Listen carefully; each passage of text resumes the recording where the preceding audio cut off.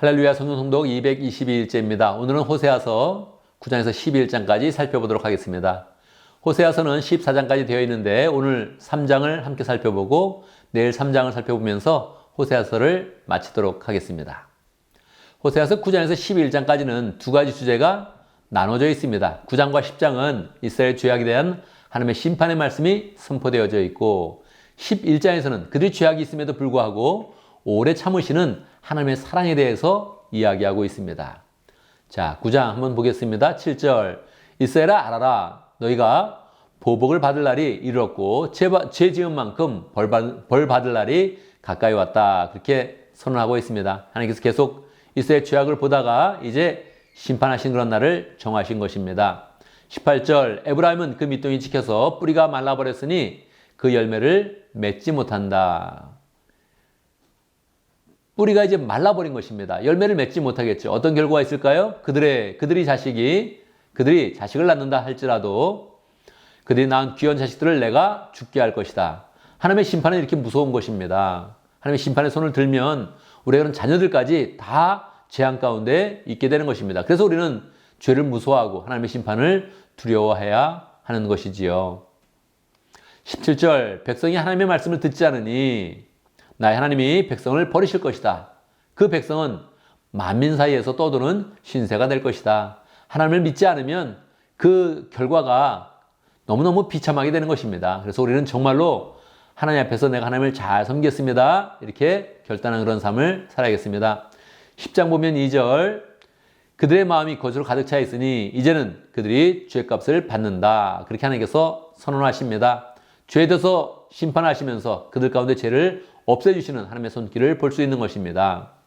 어떤 죄를 질까요? 하나님이 그들의 제단을 파괴하시고 돌기둥들을 부수실 것이다. 돌기둥이 왜 있습니까? 그들이 우상 숭배를 하고 이방신을 섬기면서 돌기둥을 만들었으니 하나님이 부수겠다 말씀하는 것입니다. 6절 사람들이 금송아지를 아수리아로 가지고 와서 대왕의 선물로 바칠 것이다. 여러분 아수리아가 침공을 하니까 그들이 만든 우상, 금송아지의 그런 우상을 대왕의 선물로 바친다는 것입니다. 어떤 결과가 있겠습니까? 그러나 에브라임이 대가로 받아오는 것은 수치뿐이다. 끝내 이스라엘은 우상을 섬기는 일로 수치를 당하고야 말 것이다. 여러분 얼마나 삶이 비참합니까? 자기가 선물을 주고 금송아지를 갖다 바쳐도 실제로 돌아온 것은 수치뿐이라는 것입니다. 그러니 우리는 우상을 섬기는 것이 아니라 하나님을 잘 섬겨서 하나님의 축복을 받는 그런 삶을 살아야 되죠. 10절 내가 원하는 그때 이 백성을 쳐서 벌하겠다. 이방 나라들도 나와 함께 이 백성을 칠 것이다. 나 주를 떠나고 우상을 섬기 이 두 가지를 벌하겠다. 하나님은 정말 하나님을 떠나고 우상을 섬긴 그 죄에 대해서 철저하게 심판하시면서 그들이 하나님께 돌아와서 다시 하나님의 온전한 백성이 되게 만드시는 것입니다. 감사하게 11장에서는 이렇게 죄악에 대한 심판이 두 장 나오고 11장에서는 하나님이 오래 참으시는 사랑을 보여주고 있습니다. 1절 이스라엘이 어린아이일 때에 내가 그를 사랑하여 내 아들을 이집트에서 불러냈다. 참 놀라운 그런 그 말씀이죠. 하나님께서 이스라엘이 어린아이일 때 옛날에 출애굽을 시키지 않았습니까? 그래서 그들이 정말 하나님의 손길 가운데 애굽에서 나와서 이 하나님의 약속하신 가나안 땅에 있는 것입니다. 그런데 그것을 기억하는 그런 그 말씀인데 이 말씀을 신약성경 마태복음에서는 예수님께서 이집트를 피했다가 다시 이집트에서 예루살렘으로 유다로 들어와서 결국 나사렛에 가서 살게 되는데 이스라엘로 돌아오는 그런 인용 구조를 삼게 됩니다. 그러니까 하나님께서는 지금 이스라엘을 다시 오래 참으시면서 사랑하여 주시는데 어떻게 사랑하실 것이냐?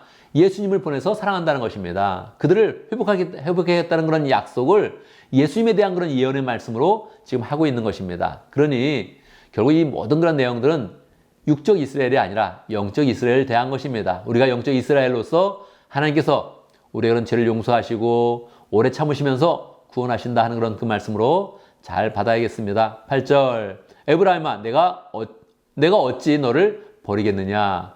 아예 이렇게 묻고 있는 것입니다.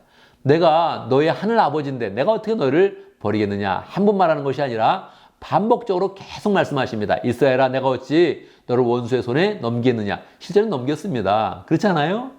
그들은 한번 전쟁을 당해서 크게 포로 잡혀가고 어려움을 당했는데 실제로는 하나님이 버리지 않는다는 거예요. 원수의 손에 계속 두지 않겠다는 거예요. 내가 너를 버리려 하여도 나의 마음이 허락하지 않는구나. 한번 버렸었습니다. 근데 그것은 하나님이 완전히 버린 것이 아니라 그들이 죄악을 깨달으라고 한번 기회를 주신 것이고 하나님은 그 마음 가운데 이스라엘을 버리지 않는다는 거예요. 너를 불쌍히 여기는 애정이 나의 속에서 불길처럼 강하게 치솟아 오는구나. 그렇게 말씀하십니다. 하나님의 그런 사랑을 우리가 느껴야 되죠. 죄인을 사랑하시는 하나님의 마음이 얼마나 어렵겠습니까? 완전하신 분, 의로우신 분이 죄인을 사랑해야 되는 그 마음이 얼마나 어렵겠습니까? 이걸 사랑할 때 결국 아들을 내주어야 되는데 그럼에도 불구하고 사랑하는 이 사랑이 얼마나 뜨거운 것입니까? 11절 이집트 땅에서 참새 때처럼 빨리 날아오고 이집트 포로로 가도 날아온다는 겁니다. 아스리아 땅에서 비둘기처럼 날아올 것이다. 아스리아에 잡혀가도 그들이 다시 오겠다는 것입니다. 내가 끝내 그들을 고향집으로 돌아오게 하겠다. 이것이 하나님의 사랑인 것입니다.